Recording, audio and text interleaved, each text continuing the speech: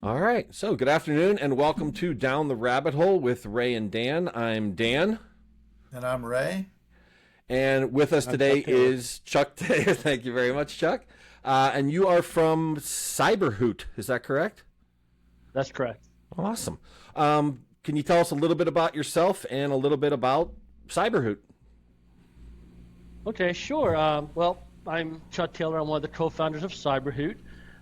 Been from the beginning. It's a company that's been involved in cybersecurity training, security awareness training for the last 11 years.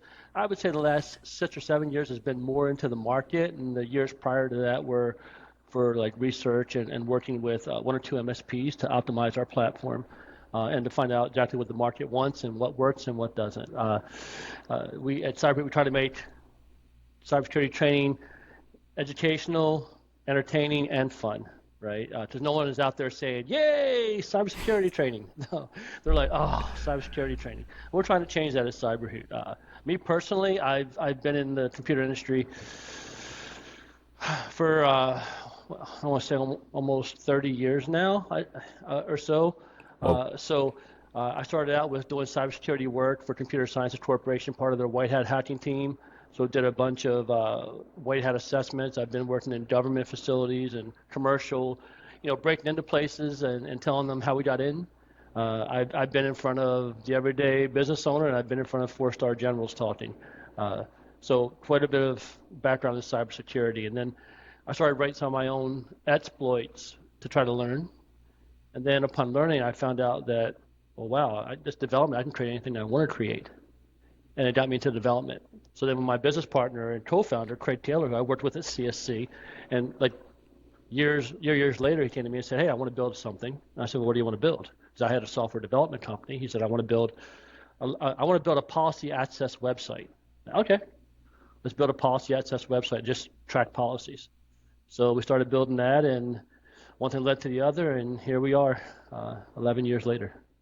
oh wow. So over a decade now. Yeah. Okay. When you say cybersecurity, when I think of that, I think of like with the company that I work for, like reporting a phishing email or what do they call it now, spear phishing. I got an email from my CEO asking me to give him a good phone number or text message because he had some questions for me, and clearly it wasn't his email. Right. But now that's probably Right. like kindergarten version of cybersecurity. At what level? You said you're talking to four-star generals. At what level are you hitting here? I mean, like locking up Fort Knox or Well, it's funny because when you say a topic like cybersecurity, it's kind of like saying I work in computers. okay, What do you do in computers? There's so many different pieces of computers, right? And same thing with cybersecurity. There's forensics, there's assessments, there's training, there's security administration and securing servers and patching. There's all kinds of different facets of cybersecurity. I've had the fortunate opportunity at Computer Sciences Corporation to work for many different organizations within the company that taught me everything from HTML to networking to firewalls to system administration. okay, I used to work in their Defense Computer Investigation Training Program. I was responsible for building their dual boot systems so we could train FBI and OSI agents. So a lot of experience with doing a lot of different things in cybersecurity. And one of the great things about working for the Defense Computer Investigation Training Program was that I was able to sit in on all the trainings as well. So I was able to be a part of the forensics trainings and stuff and learn from some great people there. So cybersecurity, it's really a lot. At the general level, people just say, well, cybersecurity, how does it affect me? You're saying that email, right? And that email, you're right, over 80% of attacks come in through your emails. So it makes yeah, sense as a general user, you're going to have that cybersecurity experience. okay. Now, when you're training other people, or your group is training, like, what do you see as like a hurdle for them retaining the information? Because I know every single year I have to go through a reassessment or a retraining to look out for that kind of stuff. Like, how do you gauge whether or not these people are picking up what you're putting down? to prevent cyber attacks? Well, that's the interesting part, right? Because you kind of said it when you said, well, I know like once a year I have to reassess to see where I am. That sounds like something you have to check off and you have to do. It's not a part of your everyday routine. It's not a part of what you actually do. And at CyberHoot, we're trying to change the cybersecurity culture. It has to be something you're doing all the time. Something you're talking about. It's not IT and management versus the employee. It's all of us working together to keep the business safe and moving things forward. So, that training, it shouldn't be once a year. It needs to be a part of, like, for example, if I wanted to get healthy and be healthy, I can't go out and run a 5K one time a year and go, hey, I'm healthy and I'm good to go. No, I do a little bit all the time. And so these micro trainings of cybersecurity and learning really comes into play, where instead of getting a lot at one time, you're getting these micro doses all throughout the year and in different types, whether it be phishing training or Right. video training or other specialized training. How do you guys keep up with like with AI, for example? I mean, that kind of kicked into high gear in the past 4 years, 5 years. How do you keep up with an ever evolving, ever learning cyber criminal? Is that the right term? Cyber psycho hacker? The black hat operator. Black hat hacker. Well, it's kind of like I have my house here, right? And I got it somewhat fortified where I've got locks on my doors, I've got an alarm system. And then that's trying to defend against a majority of someone attacks, right? But then when you've got the level of the attacker becomes more secure, like you put me in there with the guys that are chasing down, the guys on Mission Impossible and stuff, I'm probably gonna be in a lot of trouble here, right? So it's like, I gotta make sure I'm doing the due diligence. So what happens is the avenues of attackers somewhat I don't think it's changed a whole lot, but the methods of coming in through those doors, those access points have changed, have become more sophisticated. And AI is breaking down some of those barriers and some of those friction to be able to manipulate. So like a lot of foreign countries will try to phish and get people to click on links. And you say, oh, you see the email, you might go, this is obvious. Well, the only things we worked on a very, very, very small percentage of people to make it successful. So we started training people on what to look for. But then when AI comes along, what happens? Those attacks get more sophisticated, right? So now you've got to evolve your training to become a little more sophisticated. Your defenses have to be more sophisticated. So do you have AI fighting AI? I mean, is it like fighting fire with fire, so to speak? Well, yeah, for sure. There's learning models out there that are being designed and put into play to help protect and defend, and you don't have that type of stuff. It's going to be growing. I mean, this is only the beginning. It's only the beginning. And so it's going to keep growing and growing and getting more sophisticated. I know we've all heard of Skynet from the Terminator, right? How far is this actually going to go? And it's kind of scary, and you have to be really careful. And you've probably seen some of the articles. They were telling the AI to shut down, and the AI is like, nah, I don't want to shut down. Right? Yeah. And they're like, and multiple tries at that. So those kind of things are happening. So of course you can do AI versus AI, and it's funny.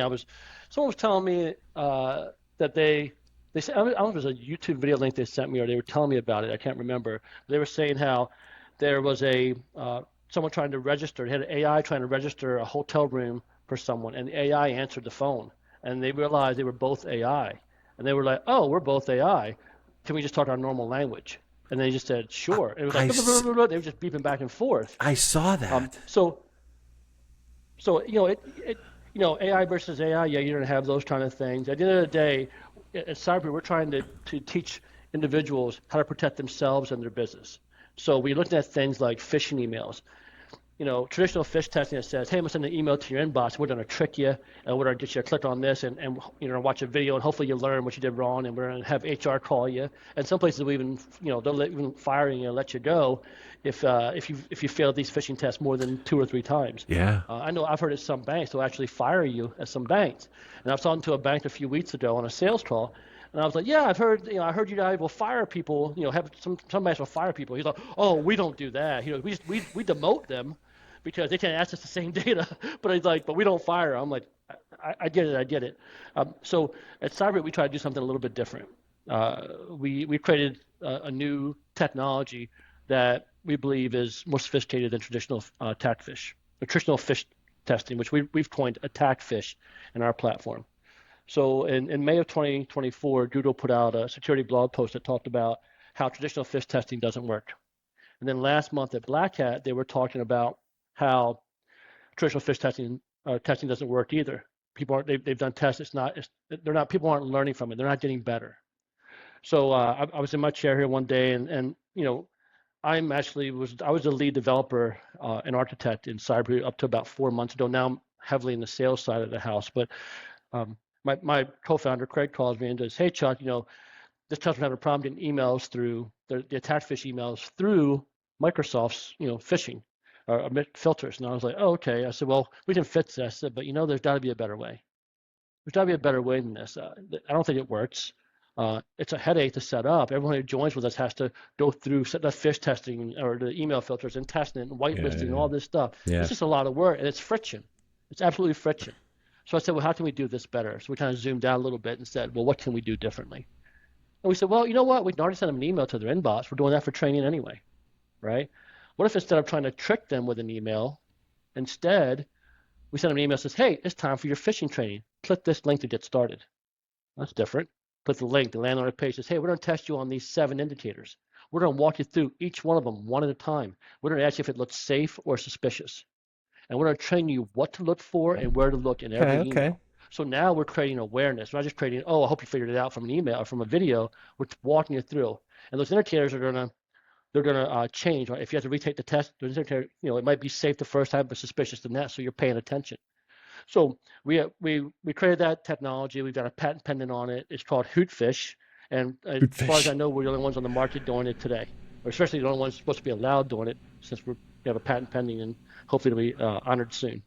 So you actually answered one of my next questions, was like, what are you doing to innovate? Because very early on in the conversation, you basically said, "Oh, great, cybersecurity training." Like, how do you keep people engaged? How do you keep it relevant and not just "Oh, great, I got to do this. Yeah, the email address was spelled wrong. Check mark. I'm done with my training." Right. Well, so there's a few things. Innovation is always important. I mean, listen, there's lots of cybersecurity training companies out there, and a lot of good ones. There's a lot of good ones out there that do a very good job and are pretty good. They're all using, as far as I know, traditional attack fish methods, training and everything.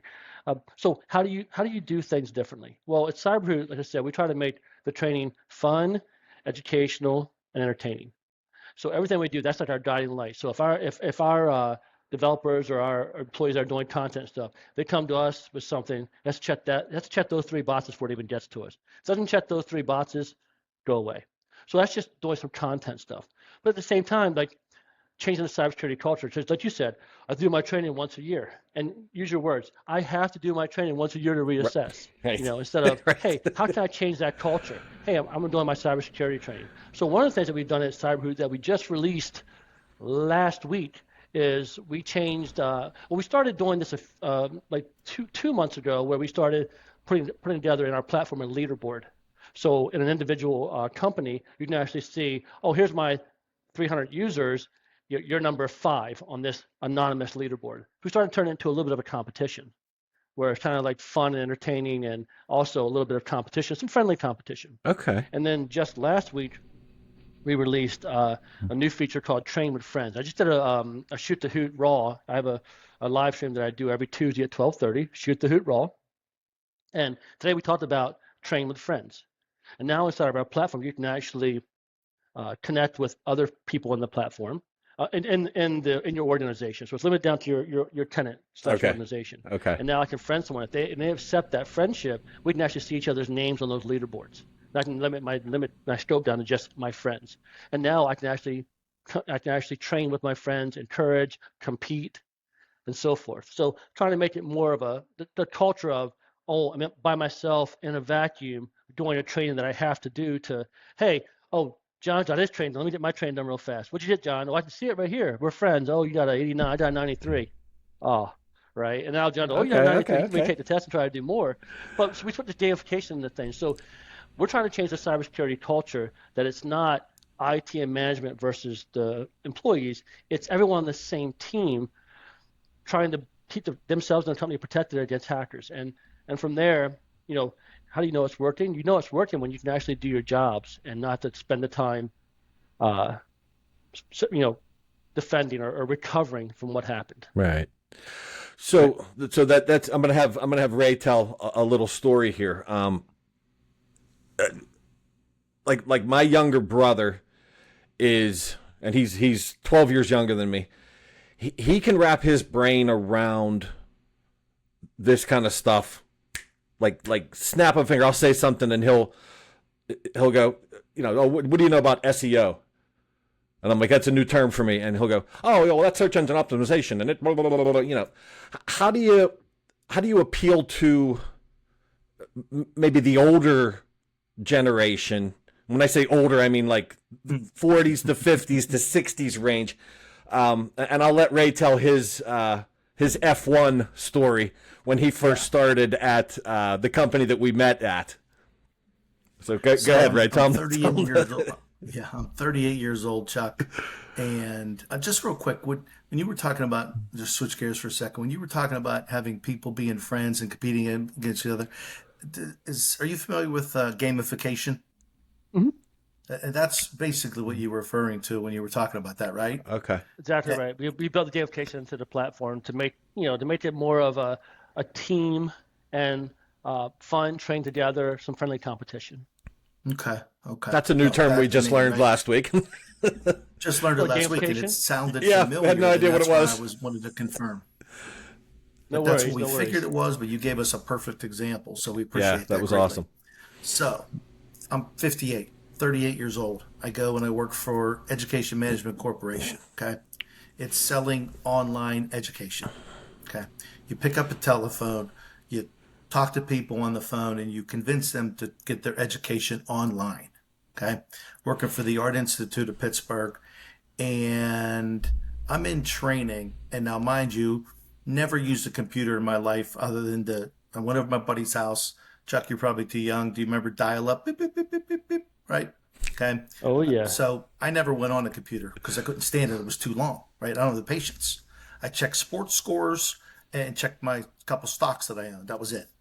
I go into training, and I'm in training with like 10 other people, and they say something like, okay, I was leading the class, and they had me at the keyboard, right? And I'm supposed to switch the pages and go to the next page. And they say, all right, well, click on the F1 button. I'm like, okay, F1.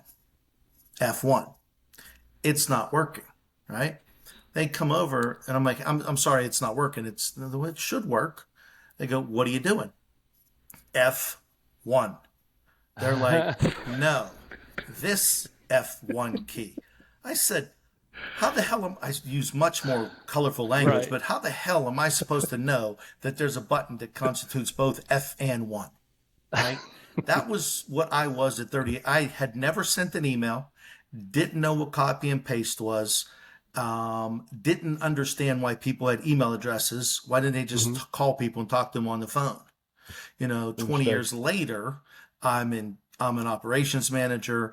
I'm training people. I've ran $1 million companies and $1 million offices. So I've come up from 20 years ago when I didn't know what copy and paste was. I mean, I sent the same email to the same person 13 times. I changed the name in the standard email, Jen, John, Steve, Larry, but I never changed the email address. So the same person got 13 emails from me addressed to 13 different people. Understood. So that's kind of where I was with technology 20 years ago. How are you thinking that your people are doing with what's going on now and where we're heading in the future? So I can remember dial-up. I'm 52 years old. Oh, and so you're closer to me. Yeah. So I've got a little bit of experience under my belt, and as people go through generations, I mean, look, if you know anything about computers, you're the guy everyone in your family actually calls as well. They always have a computer problem, or Stan. my aunt hits me up and says, "Hey, I think I'm getting catfished. I think I'm getting catfished, and then someone Nice. calls up, hey, I was on the phone with this company. They said I got this alert and I put them on the phone. I'm on the phone with them. I'm like, stop. So there's definitely from generation to generation, you got the generation that grows up with technology. They grow up with phones in their hands and they're constantly on tech and they know it. Copy and paste. Right. All this stuff is just done without them even thinking. Right. I remember my nephew before they had the touchscreen, like the keyboardless phones. He would hit me on his phone and he'd be in the middle of the truck and we're riding with his dad, my brother-in-law, and me. We're riding. And I see him. He's just looking around and he's talking and he's just typing. I'm like, what are you doing? He's like, I'm sending a text. And that was when you had to hit the same number 3 times to get the one letter that you want. And he's doing it without even looking. So these people, they grew up with these technologies and stuff. But then you look at some of the older generations that I remember with my stepfather, he had to go for a job interview. They wanted him to fill the application in a form. He didn't know how to do it. Oh. And I was just like, he didn't know how to, he'd never really used a computer, didn't know how to like jump through a form. It was no familiarity at all, right? Now, he's in his early 70s, right? But he was just clueless. But it all comes down to our experiences and what we put in front of us. So you go from one generation to a different generation. Our objective at CyberHoot is to make the training simple, and fun and entertaining, but also the interfaces and the ability to get to that training, to take it, to finish it, to complete it, to get a result from it, intuitive, right? It's sort of like what Steve Jobs was saying. He wants what you're going to do next to be precognitive. It should know what you want to do before you have to do it. And what we try to do in our platforms and interfaces, we try to take cybersecurity, complex topics in cybersecurity, and put them down at a level where everyone can understand it at the very basic levels. Because if you can get people to understand even 20% of the threats that are out there, effectiveness 80% of the actual attacks that are coming in, right? So we try to make it simple enough that any generation they can understand it. So the young generation flies through, the old generation might hit a little bit more time, but at least it's still intuitive. With that being said, what about when some of your trainings didn't stick? Well, what happened and what was your follow-up and what lesson did you learn from it? So, and that's just it. So when we get certain customers that will give us a call and, prospects at the time, I'm doing a lot of sales calls in the last 4 or 5 months, and I'll have people that come in that their main objective is just to check a box. Because in order to get cybersecurity insurance today, pretty much every company out there now is a tech company too. You got to be online. You got to offer services online. Got to make it happen. So they come in and you'll hear a lot of them say, I just want to check a box. And that's easy. We have a fully automated system. You can check that box faster than I don't know what and get automated reports, set it, forget it, and let it run. It'll do all the work for you. You're in a sense outsourcing your cybersecurity training to us. Now, the goal of cybersecurity training is to make you more aware so you make better judgment and don't fall for certain threats that come through. And that's why we try to focus on the pieces that are the most important. For example, phishing emails. That's a huge, huge part, right? 80% plus of your attacks come in through that doorway.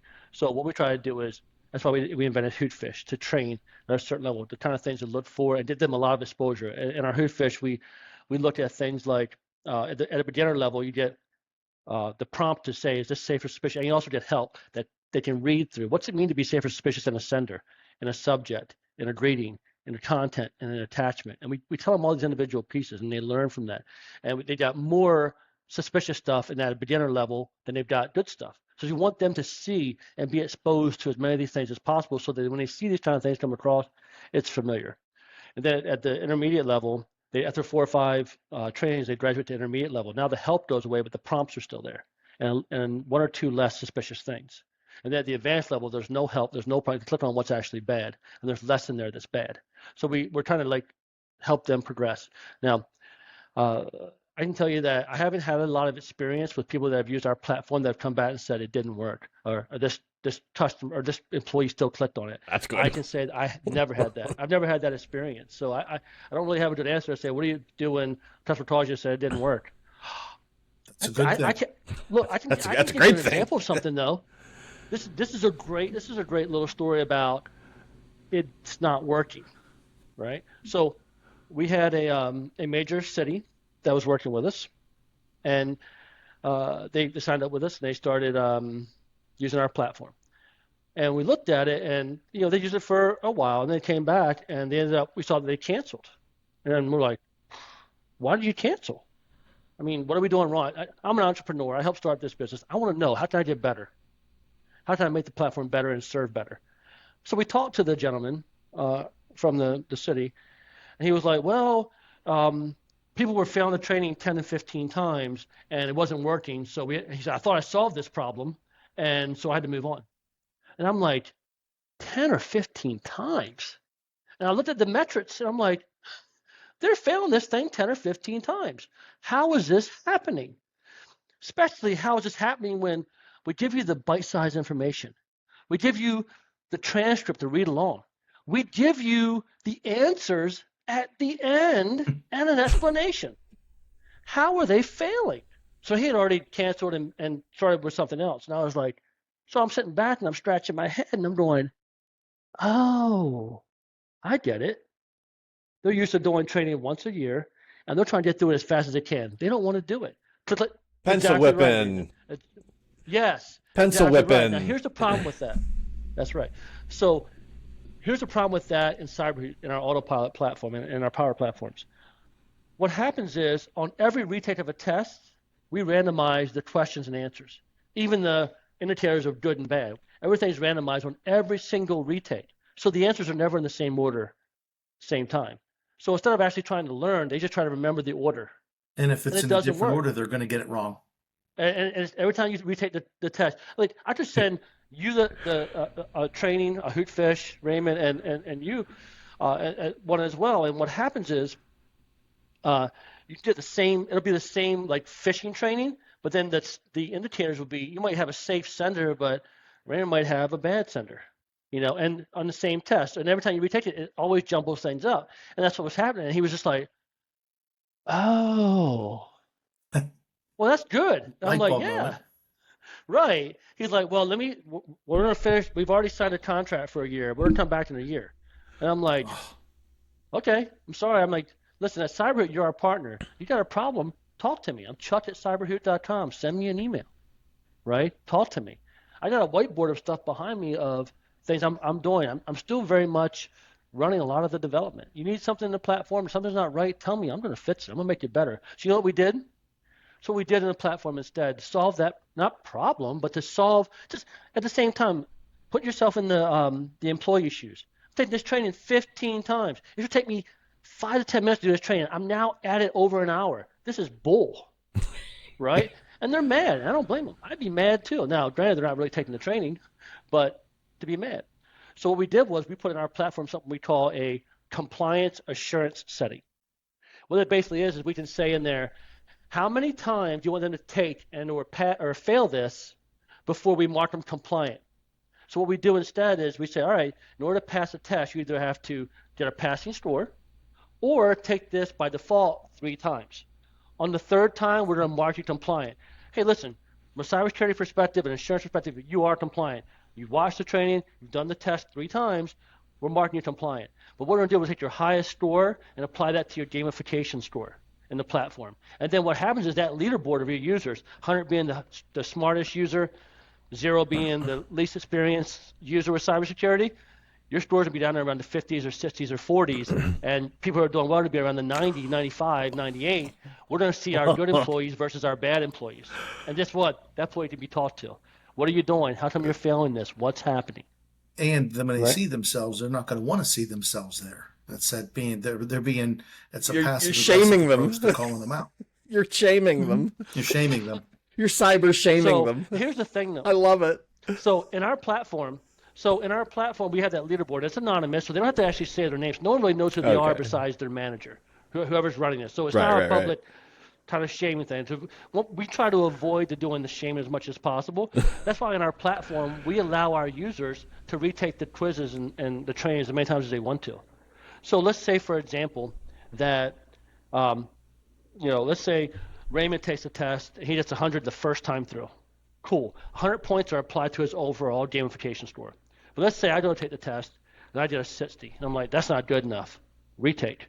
I did an 85. Okay. I'm now I've met my compliance requirements. I've passed it with an 85. I need an 80 to pass, for example. So I got 85. I'm done. Now I can stop right there and have 85 times, it would be 2 attempts. There's a zero point 0.5 penalty for every attempt. So I would have 84.5 points applied to my overall algorithm for my score. But I could say, you know what, I'm competing with Raymond. So what I'm going to do instead, I'm going to take this again. Boom, 100. He got 100, I got 100. On that training test, we both say we got 100. But I only got 98.5 points applied to my score. Because you took it 3 times. That's right. There's a penalty for it. So now look at my users. I can say, hey, look, Raymond's doing great. He's like a 99 up there. He's getting stuff done the first time. Chuck, he's a 94. He's probably doing it a couple times, but he's getting it done. And you say, well, what's John doing? Well, John's got a 65 average. What's John doing? He's probably just clicking his way through as fast as he can, not doing it, and he's quitting. So it's not about shaming. So we definitely don't support any shaming. Now, if John makes himself public and then does a bad job, then he's shaming himself. He's shaming himself. Right, so in our right. platform, we have the ability to friend someone or make yourself public inside the company. Okay. And if you do that, everyone can see you publicly in the company only, in the platform. So it's up to him whether he wants to do that or not. But the goal of it is to say who are my stronger employees, who are my ones who need a little bit more attention and a little bit more training. And if there's people that are doing it and struggling, you can help them. The people that are not doing it but just knocking it out as fast as they can and failing, you can talk to them as well, because those people are identified as your weakest links in the company. So one thing that I've seen in the past few years, and one of the companies I actually worked for, they actually are starting to incentivize, well, in a roundabout way, incentivize training to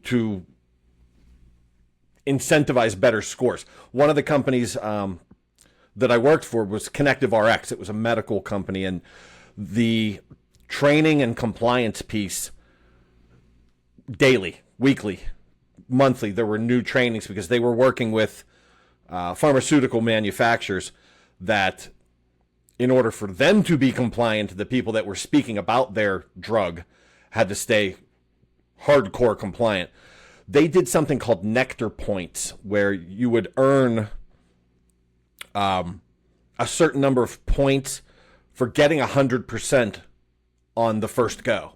And then they could turn around and use those points on a website to buy gift cards or I was a supervisor, so I didn't get to do that, but they could bank those points and then eventually you could buy a set of golf clubs if you had enough points.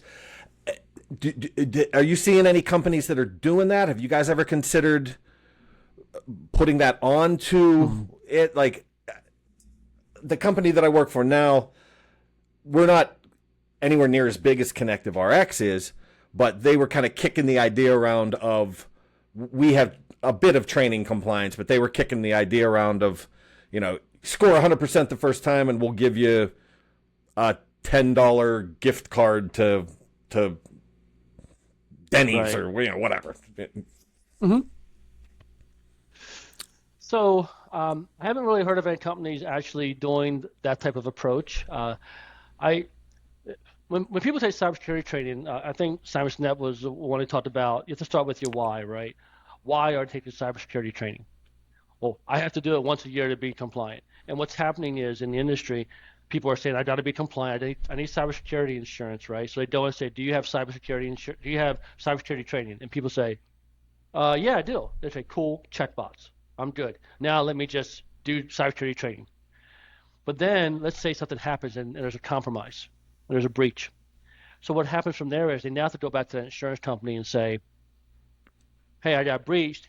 The claim, it's going to cost me $85,000 to recover from this. And they put the claim in.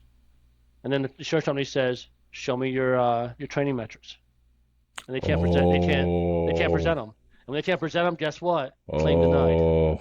Right? So what's happening is, the compliance before was just like, let's just get the cybersecurity insurance. But what I believe the industry and companies are learning today is we have to actually do this and be able to prove it. So now that we're seeing a maturity where I think these companies are going from just compliance checkbox into get something out of it where it's important, did something valuable.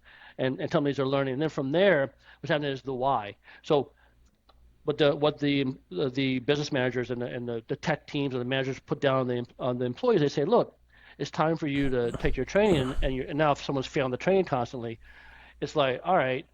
You see, in some places they're starting to let people go. We're starting to be, people are starting to be concerned about that. They're starting to be concerned about not having their job. So my why is changing. So I go from incentivizing on, from the idea of I'm going to incentivize to buy some golf clubs, for example, or is it incentive enough not to lose your job? Now, the flip side of that is, and I don't condone that. I don't think that people should be let go because they don't do well on a cybersecurity test if they try. It's like, you got to try. You got to work. You have to show that you're doing the work. I remember having an argument with my son. He was 17 in high school. He's absolutely brilliant. And he came home and he got like 4 A's and 2 or 3 B, or 4 or 5 A's and 2 B's. And I was like, what happened to the B's? Like, I'm not that mean dad. Like, oh, what happened to the B's? Him at all A's. I'm not that guy. Right. But I looked at him and I said, what happened to the B's? He's like, what's the problem? I said, I never see you doing homework. Well, he goes, well, yeah, I didn't really try that hard. I got a B. And then, but I could see it in his effort. He's not trying. And to me, I'm boiling inside because I'm all effort. I'm never claimed to be the sharpest knife in the drawer. I'm all effort. I'm going to give you everything I got. And he's like, I don't get it, Dad. What's the problem? And I said, you don't understand the cure for cancer could be in your head and you're too damn lazy to get it out. That bothers me. Yeah. So incentivizing, right? We got to be able to incentivize in the right ways, and that's incentivization with the net scoring you're talking about, or points, is about buying things. And hey, do your training. Now it's like, hey, it'd be nice for you to do your training. Now it's like, you got to do your training because we need cybersecurity insurance to prove it till something happens. So the incentivizing goes from I'll buy you something to, hey, let's be secure. Otherwise, we won't have a business. Especially with small to medium businesses who could one major breach can take you out of business. Right. So we're not really going along the lines of incentivizing with being able to purchase things and points like that. Now, there is one thing that we do. So we have our Hootfish technology I was telling you about, where it's watch you through and you learn. Right. So we came up with an actual game for it called the Hootfish Challenge. And basically how that works is we use it at conferences, and all of our customers and stuff can use it in their own businesses, and also for their, like if it's an MSP, they can use it to collect emails. What it is pretty much, it's a game board that says, hey, look, take the Hootfish Challenge. And it has a Hootfish that's in there, and it says, all right, put in there, put your email address in, and go. And what it says, we're going to test you on these 7 indicators. Whoever has the highest score in the fastest time can win some swag or something like that. And what happens is we collect email addresses, and boom. Right. So now they go through it. Whoever's at the top, we do our conferences, we do that. Businesses and our that use our platform to do the same thing. They can start a Hootfish Challenge inside their own company and incentivize that way to get some of the people more incentivized, more excited about cybersecurity training. Okay. But at the end of the day, it's all about the why. Why are we doing this? And I think companies are starting to learn and starting to tell the story that we've got to change how we're looking at this. It can't just be we do it once a year and we're checking it off. It's got to be, no, we got to do it regularly. We have to understand it. We have to get this. We have to work at it together. So I think that incentivizes about changing the culture. It's about saying why we're doing this and not just do it because I said so.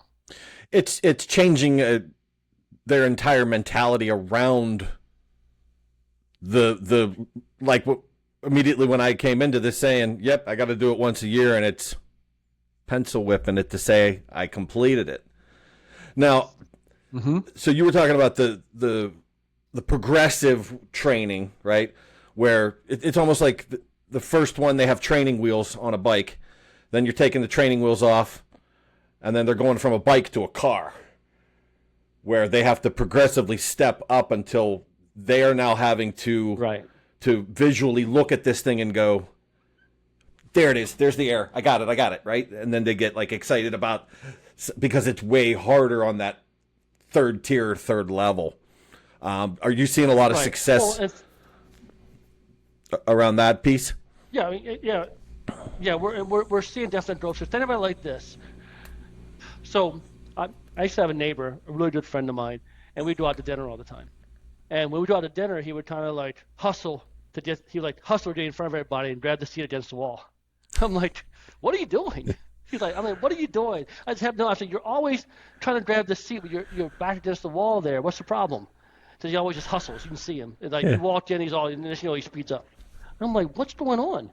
He goes, I don't know. I just want to have the seat with just the wall. I'm like, no, I'm curious. What do you think it is? So we started digging into it. He's like, oh, maybe I was in the military, and they always taught me to keep everything in front of you, watch your sits, and this is the best way to do it. I feel more comfortable. It made sense. Oh, okay. And at first, he didn't really understand why he was doing it, right? I knew that was the answer. Yeah. He doesn't want his back exposed. That's right. And Wow. but he never really thought about it. But it was subconscious. It was subconscious. So when if you're doing a training where it's constant traditional fish testing, where we're trying to trick you, oh, we got you, watch a video and hope you learn, look at these things, hope you figure it out. Well, with our Hootfish technology, what we do is we're training you where to look. Is this, look at the sender, look at the subject, look at the greeting, look at the content, look at calm and informative versus urgent and required, look at the attachments. So when the email comes in, we're training them where to look. They do 4, 5, or 6 of those trainings. This is what's going to start happening to them when they get their emails in their inbox. They're going to start scanning. Right. They're going to subconsciously start looking at these things off the bat. And the very first thing that something triggers, boom, something doesn't feel right. What they're going to do to their training. Where's the sender? What's this actually? And they start putting the pieces together. So we're trying to teach them subconsciously where to look. And I was talking with a partner the other day who said that he was talking, because he has a platform that he's building for CMMC, and he was talking about how he was talking with a customer that he's trying to get, and somehow CyberHoot and my name came up. And he was like, oh yeah, we use CyberHoot. He goes, incredible, the Hootfish is awesome. It's working really well, we love it. And Chuck, I know Chuck, I told him he's a great guy. I'm like, oh, great. So you kind of see those things. And we're also seeing, like, how is this working? How effective is it? We're getting a lot of referrals from employees that have left one company, gone to another, and recommended us for cybersecurity training to their employers. Oh, so we're wow. getting The training was solid because the training was solid. Right, and it's fun, it's entertaining, wow. it's educational, it teaches you where to look. So really taking it in the right direction. So changing that cybersecurity culture, making it more of a topic and a subject, and not something you do by yourself in a corner. And they're like, hey, look, they're great. And if you check out our reviews, we got very high reviews. We got some of the best customer service around. Our guys, that you send in a question to them, they're going to answer you very, very quickly. If you still understand, they'll do a little Zoom video. Hey, hey Raymond, how you doing? Here's the answer to your question. If you still don't get it, they'll hop on a Zoom call with you, and they'll walk you through and talk to you about it and look about at the issues with you. So you've been having it's been very successful so far. Tell me about a headache. Tell me about something that hasn't been successful. Well, if anything. So here's the thing. Success and failure, right? They say we talk about success and failure. I was talking with someone the other day about something, and he said, what happens if you fail? He said to me. And it wasn't about cyber, it was about something personal. And he was like, what happens if you fail? I'm like, well, it's not a failure until I give up. Otherwise, I'm still learning, right? I'm still going. So when I give up, failure, but I don't ever plan on giving up. So failures in the business. Fair enough. I don't think I've seen any failures in the business because anything that we did, we learn from. Now, challenges. What has been some headaches, right? That's the question.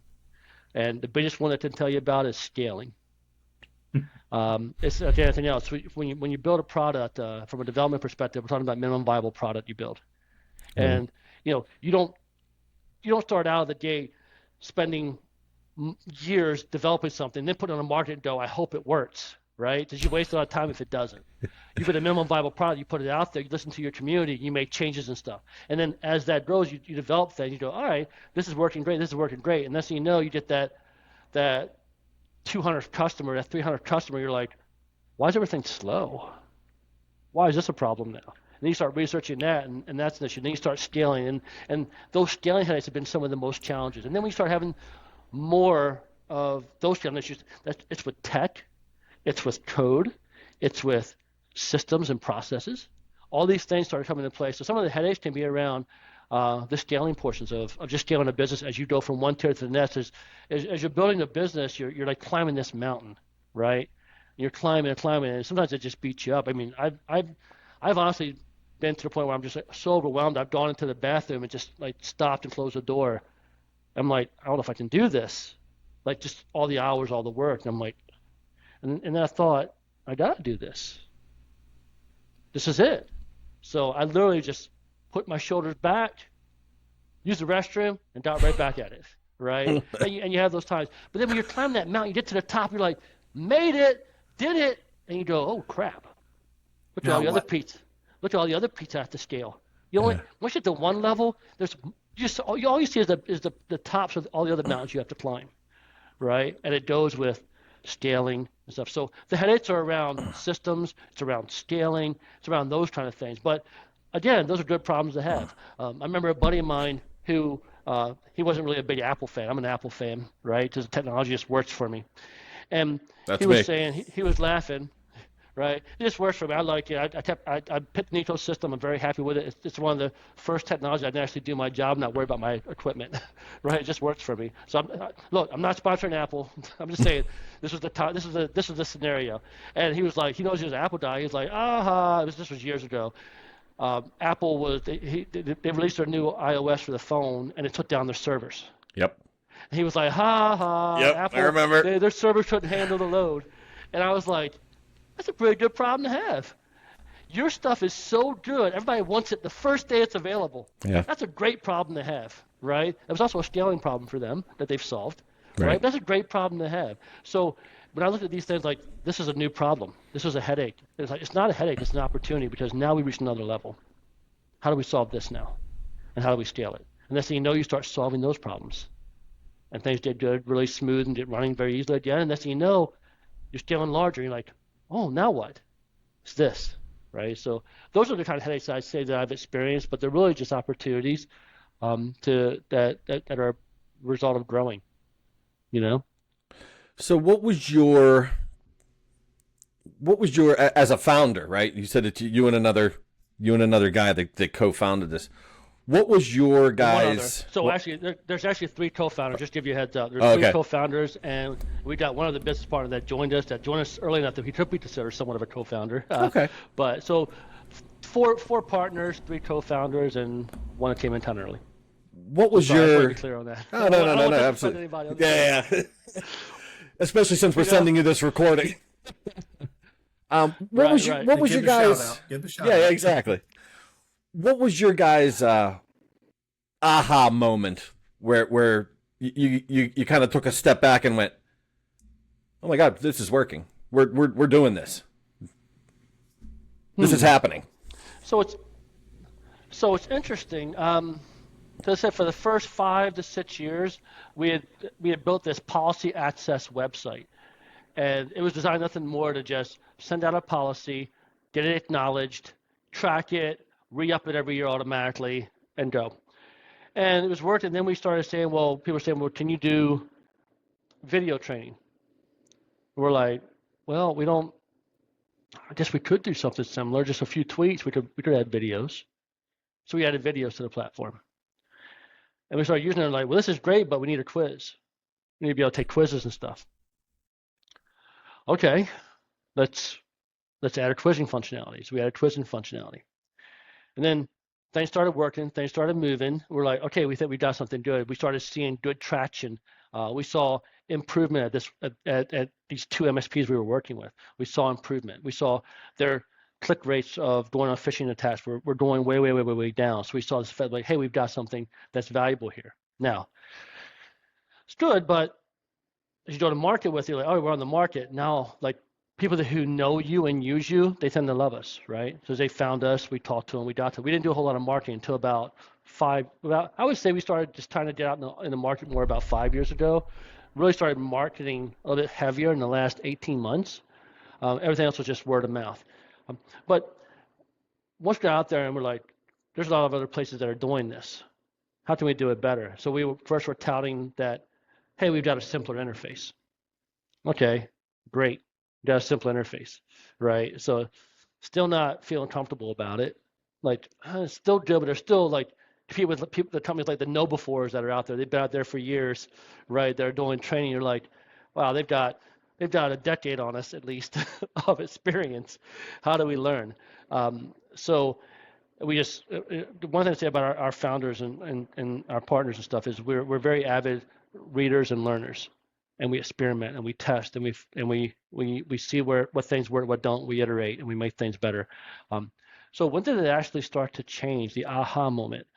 I would say what really made the biggest change, we started looking at training differently. When we started to not be like others.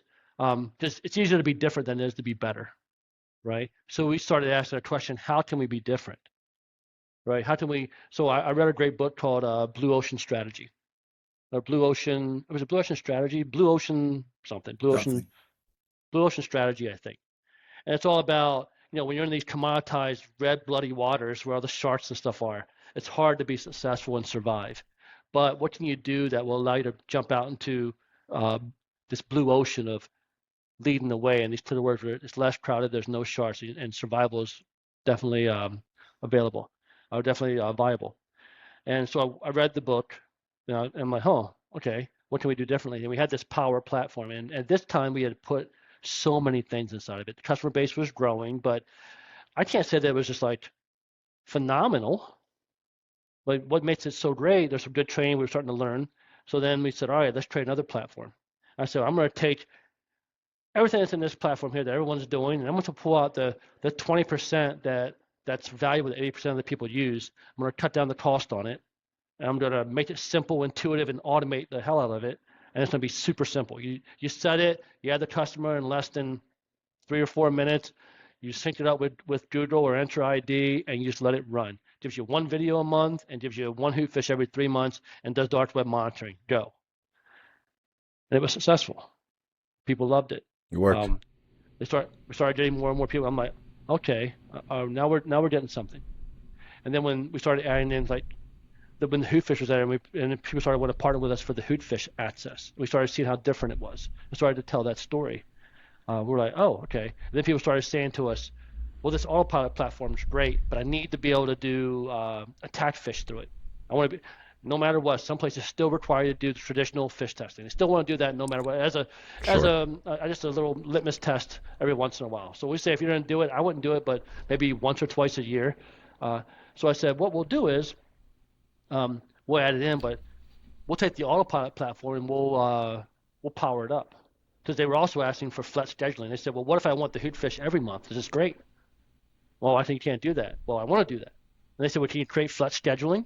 And I was like, well, we could put flex scheduling in, and we could make it a power up. We could power the system up with that. So we put in these power ups in the platform. And what we started doing, we started duplicating the power that was in our back end power platform that people were paying a lot more money for, but only using a smaller percentage of it, and started putting that power into the autopilot platform as upgradable modules, for lack of a better word, to turn things on and off. Started charging for the individual modules. And then we started moving people over, and they were liking it. But then it's like, all right, then start looking at price points and stuff. So you start doing all that, right? But I guess the aha moment was like when we started doing the autopilot work, and we started seeing a lot more traction. People were liking the hoot fish, because the hoot fish were getting out there more. And we started telling the story. And then we started doing more podcasts, more conferences, and things of that nature, and just started to grow. So sorry, Daniel, I don't think there was a one individual time that was like, aha. But I would say it's more along the lines of when we hit the autopilot and the hoot fish together in an automated set it and let it run. I mean, literally in our platform, you can add a customer, sync the users in under 5 or 6 minutes, and you can kind of walk away and just collect reports. And we do the rest for you. That's how simple it is. I think the book, I just Googled it, was Blue Ocean Strategy. Is that what you said? Yep, Blue Ocean Strategy. Yeah, I saw it. I Googled it. Right, and then there's also another one after that. There's a second book? A second book that's like Blue Ocean. There's another Blue Ocean book. Same writers, same authors, stuff. So I read avidly. I read at least 30 minutes a day. My mentor always said you have to work harder on yourself than you do on your job. So Was it Blue Ocean Shift? Yes, yep. Those are the two. So that's just so you know, Raymond. Oh, I was gonna say that's W. Chan, Kim, and Renee struggling with this one. Mayborn. I know. I remember the Kim name. I remember that WJ. I did remember that, and those are the two books. But to give you a little bit of hope, I used to hate to read. Never read. I didn't like it. I thought, why am I going to read when I can watch a movie? Didn't do that. And then to give you a little bit of hope there, Raymond, you said at 38 you didn't really know much about computers. So I started reading at the age of 43. So it's been about 9 years now. And I read about usually around 50 books a year. Oh, wow. So Whoa. I'm about 450 books in, and they're all like nonfiction learning books. No, you didn't mean you just learned to read at 43. You just started reading at 43. I just started reading at 43. I was late. I worked so many hours before, and I had the day job, and I was trying to start a business at the same time. And I wake up every morning. I had these really late nights. I'd play a YouTube video. I'd put my phone on my chest, and I'd listen to a YouTube video. And I was listening to this, and I was learning a little bit about real estate. And this one guy said, if you take nothing from this day at all, just read the book Rich Dad, Poor Dad, right, by Robert Kiyosaki. Yes. Right? And I was like, Yes. oh, I'm like, you know what, I'll read it. It sounds interesting. I'm going to force myself to read a book. And I read a book. It was like a story about my life. I was like, oh, no. I know what I'm doing wrong.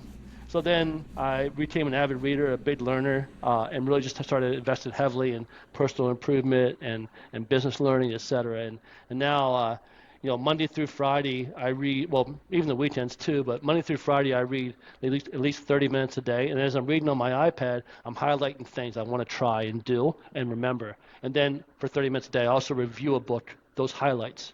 And I put those highlights into action and test them, try them. And we built a number of systems around that. We're doing a lot of systems around things. So, it's one thing to read it, but you have to actually take action, right? So I put everything into action. Kind of like the tests. This is a full segue right back to all the whole thing we've been talking about for the last hour, right? They could read it and not actually take any of it in. You're just reading the words, or you're actually getting something from it. Right. So that's pretty wild segue. Good job, Chuck. Yep. Yeah, a little happy accident, but good stuff. Yeah, I mean, if you think about it, like all those, Who Moved My Cheese, Rich Dad, Poor Dad, The 7 Habits of Highly Effective People. There's all those books that people swear by that made it onto Oprah's, book list back in the day, and they went from book club. Thank you. And they turned into New York Times bestsellers, but you can read them cover to cover and memorize them, but if you don't do anything with it, what's the definition of insanity? You do the same thing over and over again and expect a different result? Good luck. That's right. That's right. And at CyberHoot, and listen, we're a very agile development company, and we're also agile in our processes. If we're doing something that's not working, we're changing things. We're lean and very agile, so we can move quickly. A lot of systems that we've integrated and built in our back ends are around things we've learned in different books to try and do. Building systems now. I just read a great book called Software as a Science, and it's all about running a cloud service and how to grow it. So really, really great book to read if you've never read it. And I have not. I have a hard time remembering the authors, but it's called Software as a Science. It really breaks down, and even it has an appendix on if your business is here, it turns your business into a math problem and then addresses it and looks at different portions of it and how you can actually grow it and how you can move different levers to progress through the different business challenges that you run into. Definitely a highly recommended book, and we're using some systems that we learned from there, and currently building things like the customer health index to improve and look at our customers from a retention perspective and trying to get more value back. Software as a Science, unlock limitless recurring revenue without losing control. Sounds about right. Who's the author? It is. Looks like there's 4 authors. Yeah. Oh, here we go. Yeah. There's one. Dan Martell, Matt Verlacki, Johnny Page. Johnny Page, what a great name. Actually, Page. Chuck, you got a great name. I was going to say, we're talking to an all-star today. To it. I was going to address the tennis shoes at the end. It's like we're talking to an all-star here. I want him to send me a pair, but you beat me to it. And Marcel Pettipas, it looks like. That's the book. Looks like a collaboration book. Right. It's funny. So when I was born, I was supposed to be named Danny Taylor. That was supposed to be my name. And then my dad worked at the hospital where I was born as a security guard. He was walking through before they actually named me. And the nurses there knew him and said, "What are you naming your son?" He was like, we're going to name him Danny. And they're like, "Oh, you should make him a junior. Make him a Named junior." after the shoes. That's me. Right. So they said, "All right, my name's gonna be Charles Eugene Taylor Jr." And they were going to call me Chuck. Right. And I remember when I was in college, before they had phones in your rooms, we had a payphone bank downstairs, and you had to call the bank. You had to have your girlfriend call the bank, and hopefully someone would get it, answer it, knock on your door, so you got a phone call. And my girlfriend calls and says, "Hey, let's speak to Chuck Taylor." And Dad's like, "Yeah, I'm wearing them," and hung up on her. Oh, So, and we made the joke. And I tell my wife, it's funny, I'll go out today and I'll say, when I meet someone, I'll say, "Hey, Chuck Taylor, like the shoes." And my wife will say, "No one knows that anymore." I'm like, it's all coming back. People know Chuck Taylors. Retro. They're back. I Retro. said, I wish I did own it, a portion of it, but it is what it is. nice. Chuck, Well- future. I'm sorry. I want one more question, Dan. Yeah, go ahead. This is important because I want Yeah, to see. I want to see where he's going to go. Future vision, 3 to 5 years from now. Where do you see yourself, and how are you going to get there? So inside of CyberHoot itself, what we're trying to do in the next 3 to 5 years is to go more global. We're getting more reach out into other countries, Philippines, Australia, Africa, Norway. I want to say Norwegia. Norway. Norwegia. Right? No, Norway. So we're getting more reach out there because our platform is also multi-language. So we're doing a lot of work around improving Nice. and optimizing our multi-language support so we can actually reach more people in more places. I also want to start reaching out more to the elderly. There a lot of the elderly are falling for phone calls and emails. God, and stuff. yeah. And listen, I can tell you, the elderly say, "Hey, That's the elderly, rough. listen, they're on their phones. The elderly are on their phones too. My father-in-law is on his phone constantly, and I went through a green light today, and I noticed that the lady on the other side coming this way wasn't moving. And I'm like, what is she doing? She had to be at least 70 years old, and she was on her phone at the stoplight. Oh, It was my green, and she didn't God. realize it. And I passed her, and finally she was like, oh, she looked up and she went. So listen, this is an avenue. Email on this thing too, right? So I want to reach out and get more involved with the elderly and help train and protect them as well. Just growing our business across the globe and growing through different generations is our goal. And then, of course, to keep innovating and trying to change that cybersecurity culture to be a team thing and to train with friends. Excellent. Awesome. Dan? So let me roll out the red carpet here for you real quick as we wrap this up. What's your website? If somebody wanted to get in contact with you, if there's a company out there that wants to start cyberhooting, how do they get hold of you? All right. So our website is cyberhoot.com. Just like this sounds, cyber, CYBERHOOT. We have an owl as a mascot, our logo. So cyberhoot.com. Nice. If you wanted to reach out and for a demo or a conversation, you can send an email to sales@cyberhoot.com. I'll see that, and we'll get a demo scheduled for you, and we'll be on the phone, talk about your needs, what they are, and see if we can help you. And if we can help you, great. If we can't, it's okay too. We learn a little bit. We meet some more people, and like I said, if the product's for you and we think we can help you, we want you in it. If it's not for you, we'll tell you. I don't know if this is what you're looking for, or maybe you're not quite ready for it yet. Sure. You're at a different level. So. Sure. That's how I get a hold of us, sales@cyberhoot.com. If there's a support at cyberhoot.com. But if you want to have a conversation, sales@cyberhoot.com is the best way to go. Chuck, thank you so much. That was incredibly insightful. I learned something that it's not just a once a year thing. That was Right. probably my biggest takeaway. Pay more attention. I'm sorry if I brain dumped too much. I might have. No, that was A awesome. bit much, but No, that was great. awesome. And just know that you're the inaugural guest on Down the Rabbit Hole with Ray nice. And Dan. and Dan. All right, so wishing you guys the very, very best as you get things going. And Thank you, Chuck. If you need anything, you know where I am, and I appreciate the time. It was nice to meet Roger you that, both. brother. Good luck. Thank you. Thank you, very sir. much. All right. Have a great night. Take care. Yep, Bye. you too. Bye.